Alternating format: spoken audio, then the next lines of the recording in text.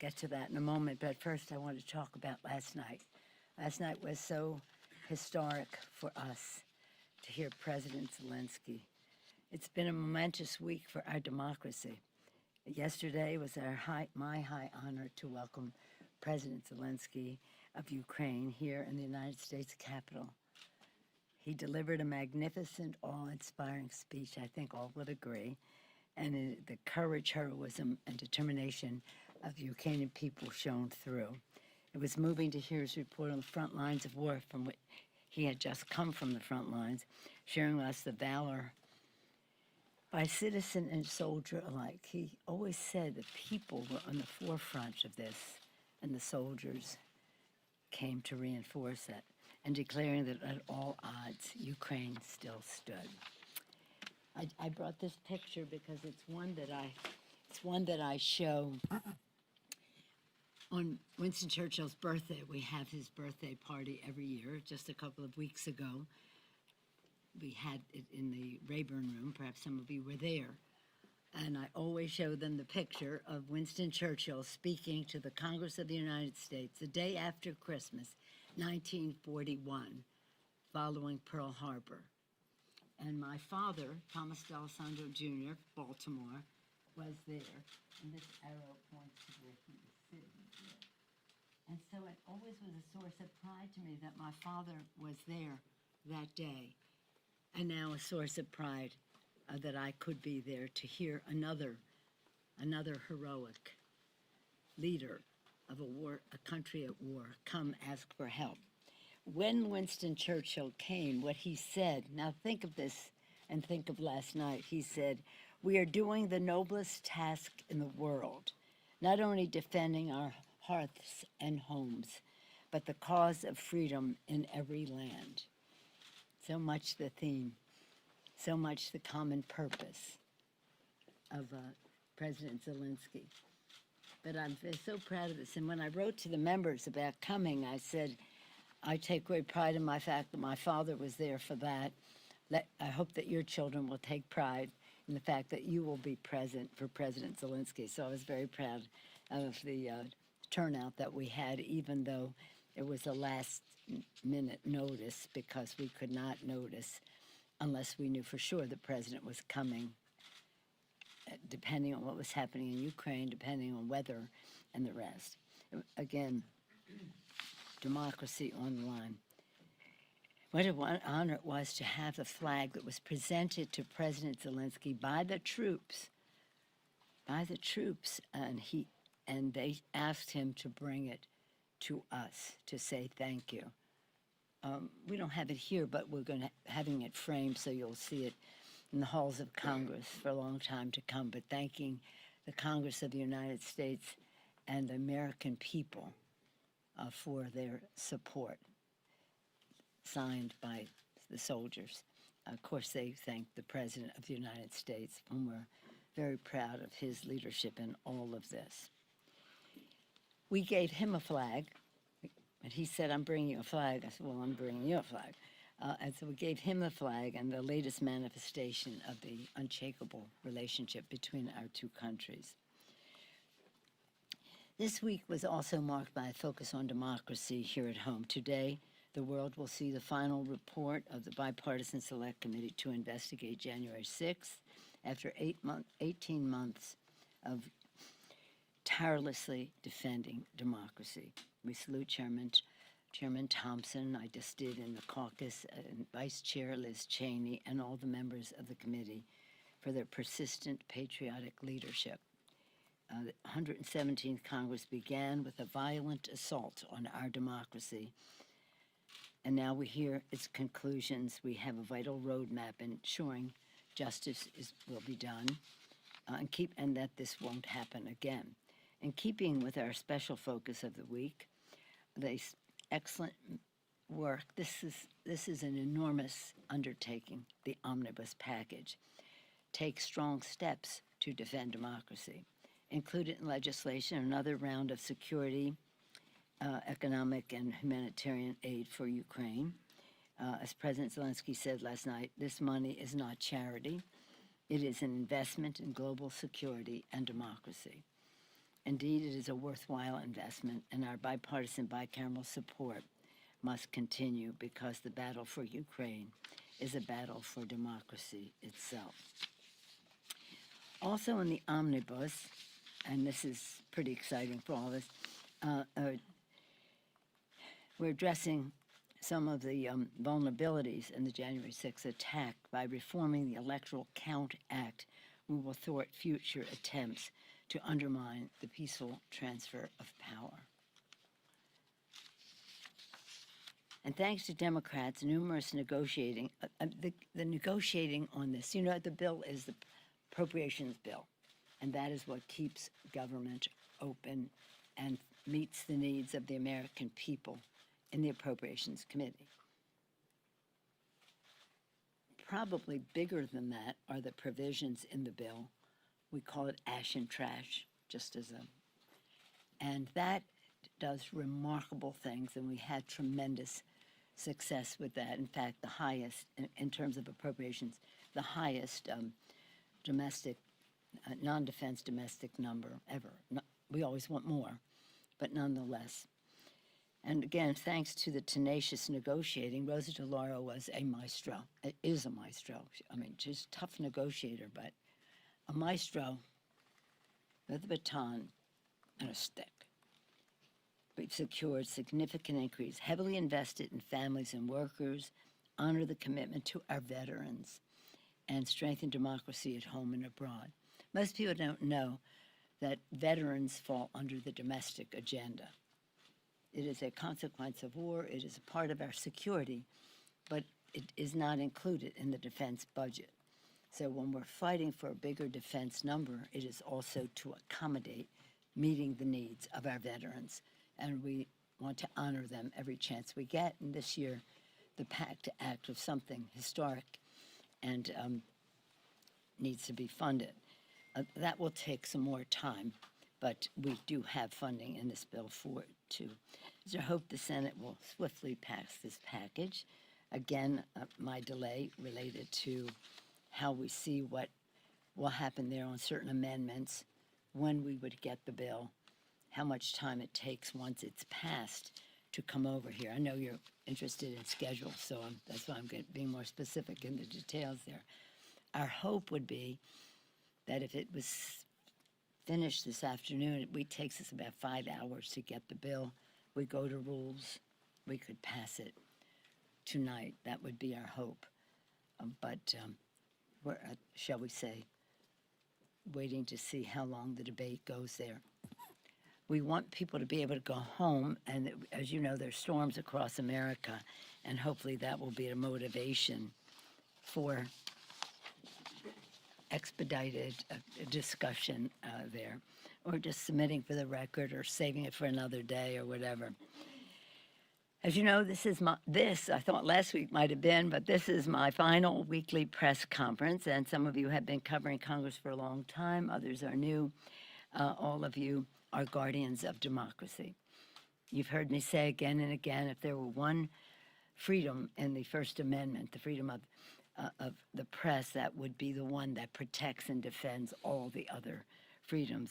Our founders knew that freedom of the press is foundational to government of, by, and for the people, informing the public about the work done in their name, in this case here. You know, as I admire your public service, I always enjoy our conversation. Turn to San Francisco sports. Who would do that? 49ers, blue and yellow, Warriors, orange, Giants. I wish you and all of your loved ones a happy holiday. And here are the last questions. Yeah, Jake, what do you have? So just on the omnibus timing, a little bit digging a little deeper. So from the time the Senate passes it, it'll take 5 hours Well, it takes a number of hours. It is. to get to the House. So that'll be, Until we have the bill, we cannot signal a Rules Committee. right. The Rules Committee needs an hour's notice, and then we hope that it would not be a long Rules meeting. Hopefully, we could get expedited procedure in that hour of notice, and that we could just move this even more quickly. when you do the bill, just so you know this, because I'm an appropriator and I take great pride in the work of appropriators. After you have the bill, so we have a bill, okay, now they may amend it and we'll see what happens, but when you have the bill, you sit side by side and read everything in it so that it is what is being written in the parchment is exactly Right. what is the bill. That takes a long time for thousands of pages. Then, when that was finished, and we get the signal from the Senate that they want us to send the bill, you go to the Senate floor, and it's a beautiful thing. You go over to the Senate, and you take section by section by section by section, House and Senate. Not as long as reading every word, but confirming the sections. What is that called? It has a name, but it is part of Readout, I think, the right? process. So all that is done now, it's just a question of the amendments. You know what many of them are. Probably 15, maybe 4 to 6 have a chance to be passed. Other compromises made. And it's just a question of how long people decide to talk on the floor. We would hope that with this smaller amount of amendments, it would come over sooner, be closest to what we sent over. So again, in terms of your planes, I think it's tomorrow, but it could be tomorrow morning, is what we hope. Yes, ma'am. Madam Speaker, thank you for your comments. I just want to ask you in this time of transition, have you had any conversations with Leader McCarthy, or do you intend to? And if he prevails as Speaker, what advice would you give him? Well, I don't think anybody needs any advice from anybody. You've heard me say even about our own distinguished leadership.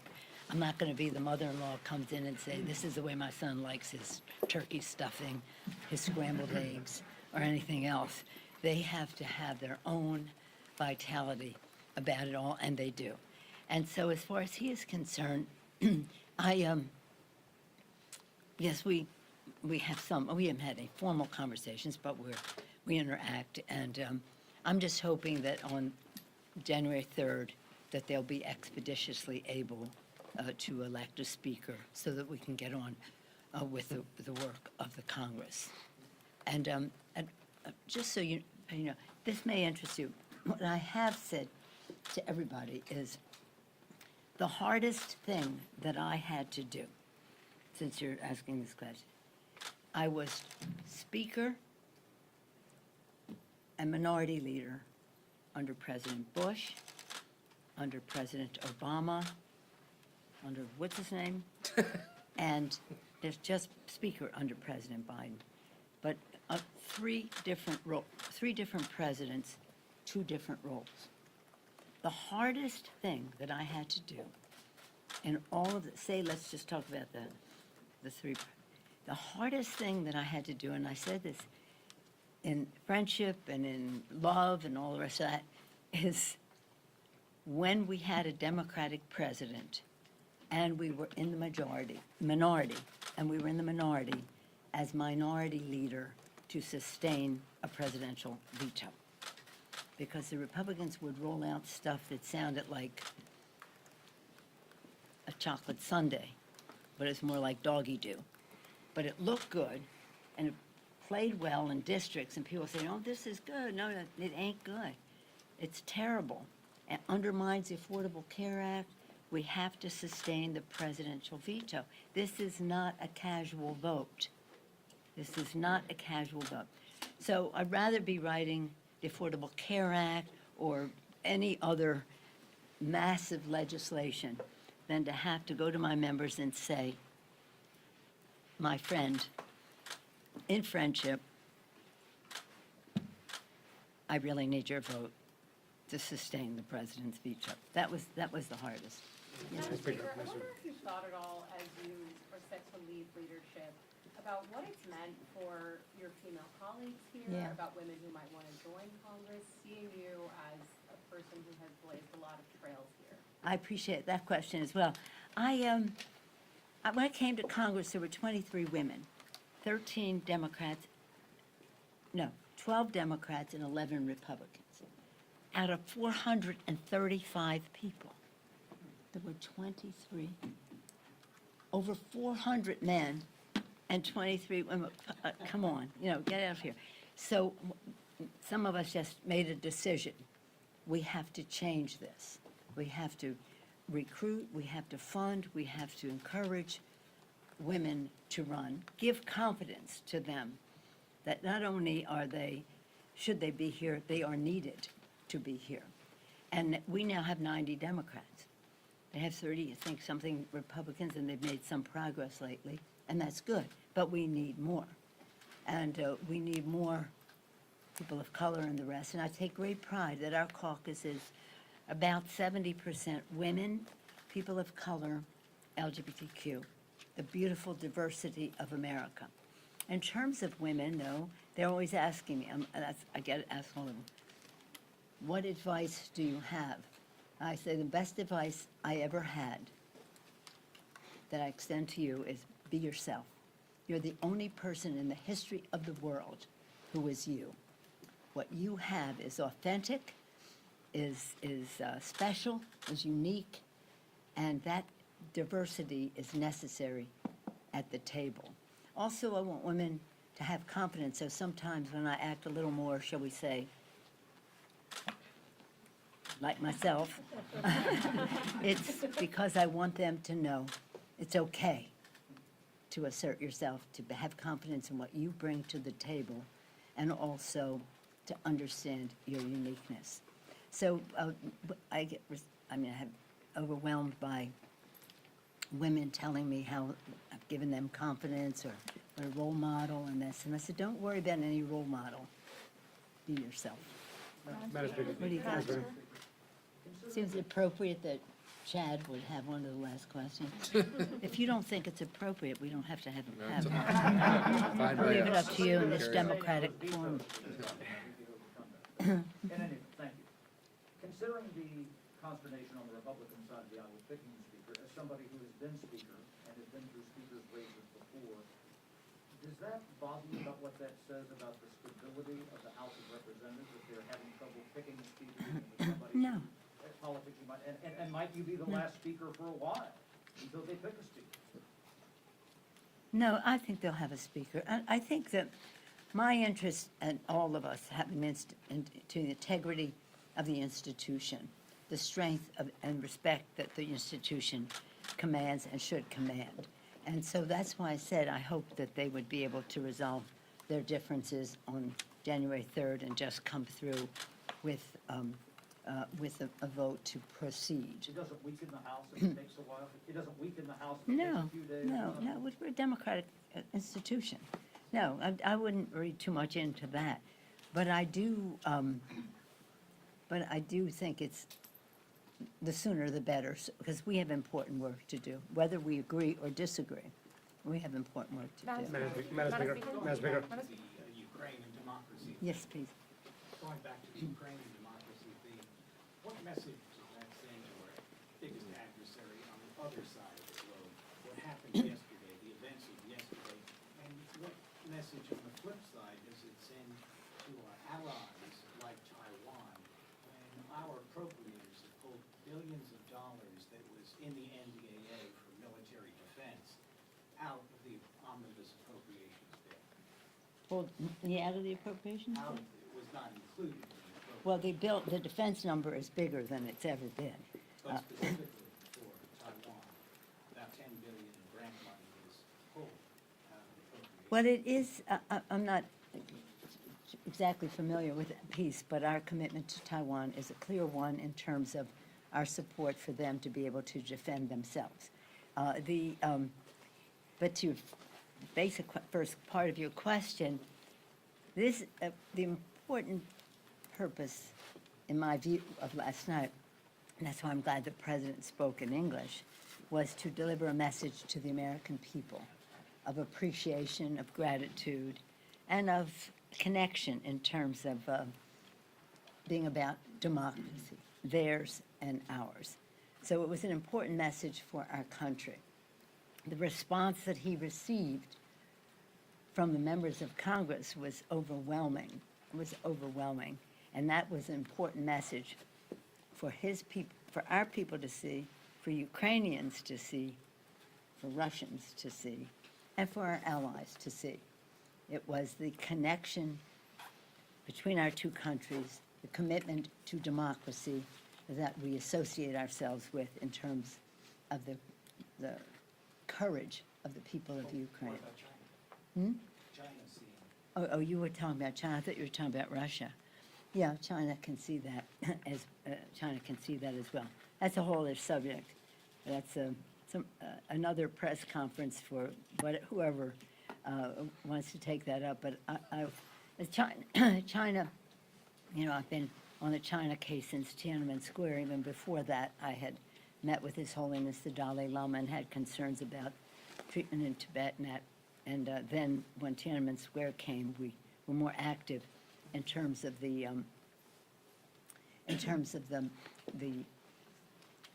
trade, proliferation of weapons of mass destruction, human rights, and all that, and the rest of that.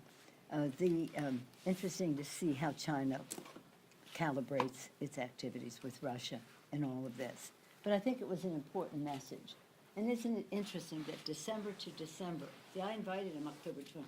I went to Croatia for a meeting of something called the Crimea Platform Initiative, which was about 50 countries represented with speakers to talk about how we would work together for democracy in Ukraine and the military, support of the military effort.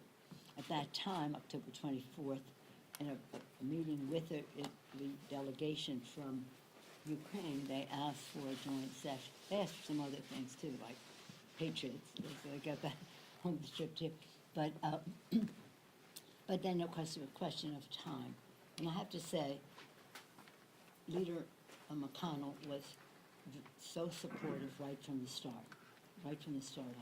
That was a real comfort level to come back and see in a bipartisan, bicameral way that we can do this.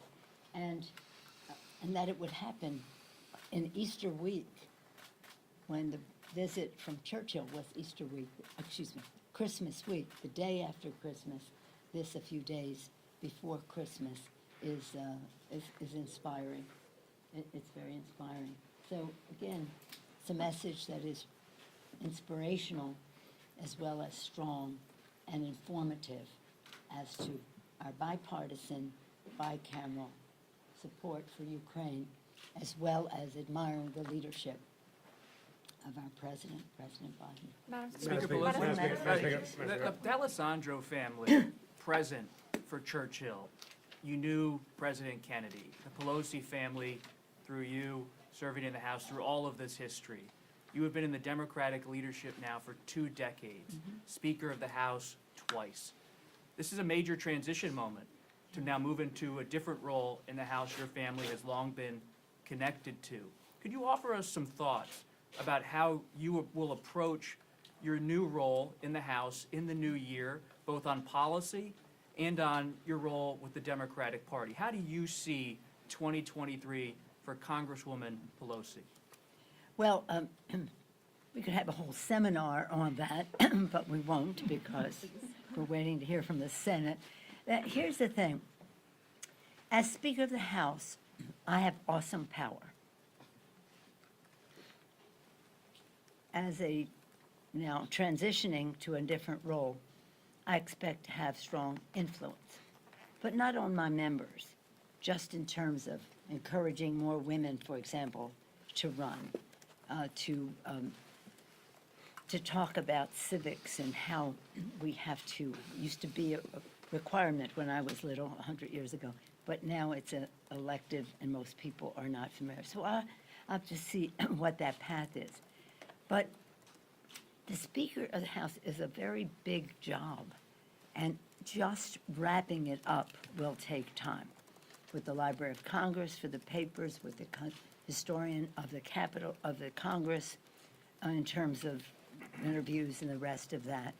And in just, I think that probably the most overwhelming thing I'll be doing forever is saying thank you. Thank you to my members. Thank you to the intellectual resources that have helped us with policy. Thank you for those who've helped us politically to attain our majorities and our strength in the Congress. I think my life will be about accountability to the record, the history, and thank you to those who made all of that possible. You mentioned John F. Kennedy. I'll close with this. You've heard me say it many times.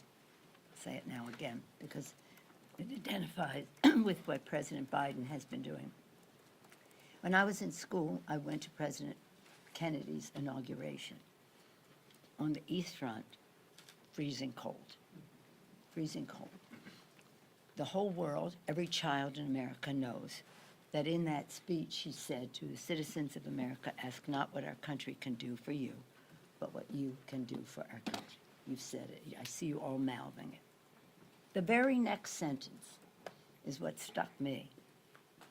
The very next sentence, to the citizens of the world, ask not what America can do for you, but what we can do working together for the freedom of mankind. That's what President Kennedy said. Not condescension, not doing something for, but working together. And I've said this to President Biden, and I said it at the St. Patrick's Day lunch, because that's, Kennedy connection there. I said to President Biden, you have fulfilled in so many ways what President Kennedy was signaling, working together with all of the countries to come together to support Ukraine, not by dictating what we think is the way to go, but to listening, working together so that everybody felt committed to a plan for the freedom of mankind. And that's how I tie being there as my father's daughter at the inauguration to what happened this week and what our responsibilities are later. But my goal and my wish is that the members, that our new leadership in the House, based on the foundation that we have laid, or forming their own approach, will do even better than the significant legislative successes that I have had as Speaker of the House. Thank you all. Happy holidays. Merry Christmas, Happy Kwanzaa, Happy Hanukkah, whatever you celebrate, enjoy your families. Yes, thank you. The Thank you. Giants lost out on Correa. You have to comment on the Giants losing out on Correa. They went to the Mets. The San Francisco Giants were supposed to get Correa, and he's now a Met. You must comment on this as the preeminent fan of the San Francisco Giants. Yeah, I was celebrating when he was coming to the Giants. Yeah. But, we'll talk sports later, okay? Right now, we just want to see who's winning on these events. So we can meet the needs of the American people and go home. Thank you. Said she still wants to have a strong speech. Yeah. What'd you think?